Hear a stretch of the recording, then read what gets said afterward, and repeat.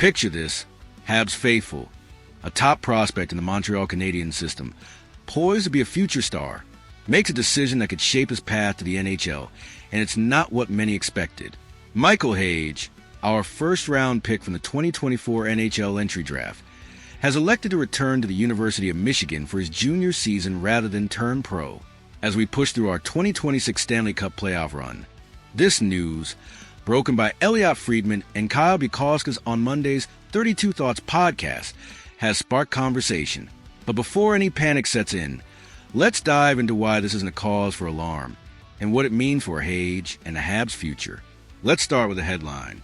Hage, the 21st overall pick in 2024, is staying at Michigan for another year after a standout sophomore season with the Wolverines.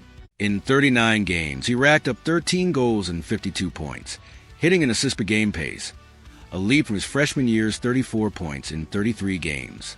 His dynamic offensive skills were on full display for Team Canada at the 2026 World Junior Championships, showing he's dedicated to elevating his game.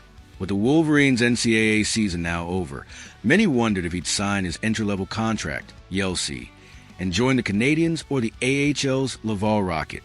Instead, Hage chose college, and according to Friedman, there's no reason for Habs fans to worry about this decision. Let's unpack the reasons behind Hage's choice. First, there's the injury factor.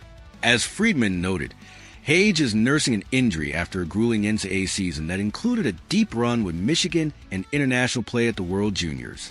If the injury is significant enough, there's no guarantee he'd even suit up for the remainder of the 2025-26 season if he turned pro now, signing in Yelsey just about a year without playing, potentially starting his NHL rookie season as late as 2027-28 or spending time in Laval, benefits neither side.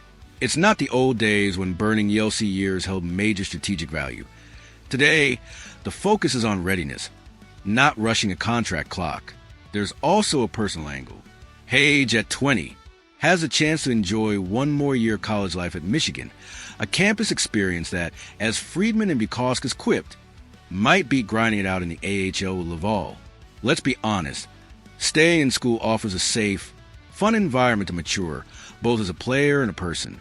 Add to that the new economic landscape of NCAA sports with name, image, and likeness nil deals.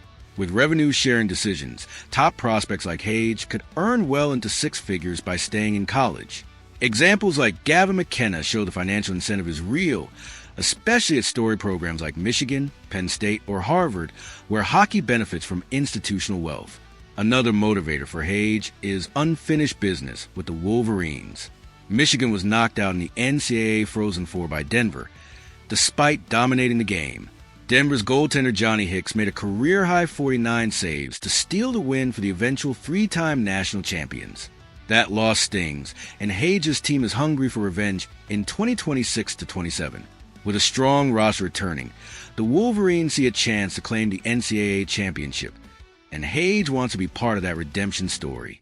As Friedman mentioned, top NCAA teams could also pick up talent from the OHL during the transfer window, making Michigan an even more competitive destination for another year. Let's look at the hockey development side. Staying at Michigan isn't a step back for Hage. It's a calculated move. Another year of high-level NCAA competition against top college talent allows him to refine his skills, build strength, and recover fully from any lingering injuries. There's also the option, if he's healthy, to play for Team Canada at the World Hockey Championships in Zurich and Fribourg, Switzerland. Facing professional competition on the international stage wouldn't be detrimental. It would further his growth without the immediate pressure of an NHL or AHL roster spot. His path remains on track, just with a different timeline. Now, let's address the relationship between Hage and the Canadiens. Historically, a prospect opting not to turn pro can create tension with a club. Think Jack Johnson with the Carolina Hurricanes years ago, though he was a third overall pick with different expectations. But as Friedman and Bukowskis emphasized, there's no rift here. The Canadiens and Hage are on good terms. A couple weeks ago, GM Kent Hughes, assistant GM John Sedgwick Hage, and his advisor sat down for a long meeting to discuss options. They reached an amicable decision that works for both sides. While Montreal likely preferred he turn pro, it wasn't demand. They prioritized Hage's happiness and comfort with the choice. From a roster perspective, this decision makes sense to the Habs too. We're healthy up front during this playoff run, to the point of sitting veterans like Zachary Bolduc or Brendan Gallagher at times. Injecting a top prospect like Hage into the lineup comes with expectations. He'd need to be above replacement level, akin to a James Hoggins with the Boston Bruins. Right now, with our forward group clicking in depth not an issue, Hage isn't urgently needed. His development can continue at Michigan without disrupting our current momentum or forcing a roster crunch. It's a win-win, allowing us to focus on the postseason while Hage sharpens his game. Let's zoom out to the bigger picture. Hage's decision reflects the changing times in hockey. Unlike the old economic landscape where teams might push for different choices, today's players, especially young ones, have more agency.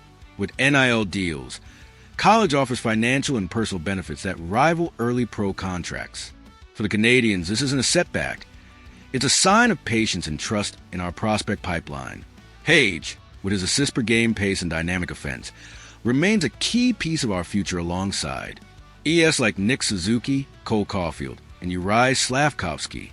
His NHL debut might be delayed, but when he arrives, he'll be ready to make an impact. So, let's throw a tough question into the mix to spark some heat in the comments. Do you think Michael Hage made the right call by staying at Michigan for another year to focus on development and unfinished business? Or should he have turned pro to start his NHL journey sooner? Even if it meant time in Laval? What's your take? College growth or pro grind? I want to hear your opinions. Let's get the debate roaring louder than the Bell Center crowd. As we continue our 2026 playoff push, Michael Hage's decision to return to Michigan is a reminder of the depth and patience in our organization. We're not just chasing wins now. We're building a dynasty for the future. If you're as excited as I am about Hage and the direction of this team, smash that like button to show your Habs pride. Subscribe if you haven't yet, because we're riding this journey together. Every prospect, every playoff battle, every step toward the cup. Let's keep the passion for the Blue, Blanc, ET Rouge burning bright. Until the next update, keep the faith. We're building something unstoppable.